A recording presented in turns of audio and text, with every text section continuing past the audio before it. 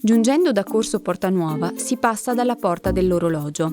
Questa faceva parte di una potente cinta muraria difensiva di epoca scaligera-viscontea e oggi apre la visuale sulla monumentale ampiezza di una delle piazze più belle d'Europa.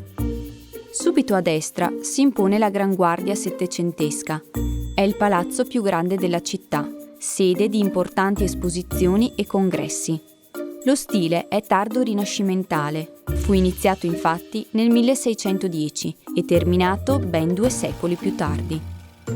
Proseguendo il giro si vede l'attuale sede del municipio, che prende il nome dell'architetto Giuseppe Barbieri, che lo progettò nel 1838, ispirandosi per la facciata ai tempi dell'antichità classica. Ed ecco la regina dei monumenti di Verona, l'Arena, l'elemento distintivo della città che ha conferito a tutta l'architettura veronese quel carattere grandioso e rustico, un costante richiamo allo stile romano che si fonde con le espressioni artistiche ed architettoniche delle varie epoche, generando un'esclusiva tipicità propria di Verona. Oggi l'Arena è conosciuta a livello intercontinentale anche grazie agli inimitabili spettacoli lirici apprezzati ogni anno da migliaia di appassionati e non. È infatti il più grande teatro all'aperto del mondo che vive ancora ospitando soprattutto opere, prima fra tutte l'Aida di Verdi. Ma la parte più caratteristica e più viva della Bra è il lato ovest della piazza, la curva di palazzi e case con un largo marciapiede in pietra rosa pensato per le passeggiate quotidiane di veronesi e turisti, chiamato Liston.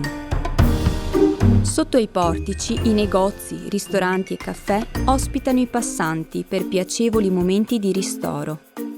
Tra gli edifici va indicato per l'eleganza delle proporzioni e la grazia rinascimentale il Palazzo Guastaverza Malfatti, attribuito all'architetto cinquecentesco San Micheli.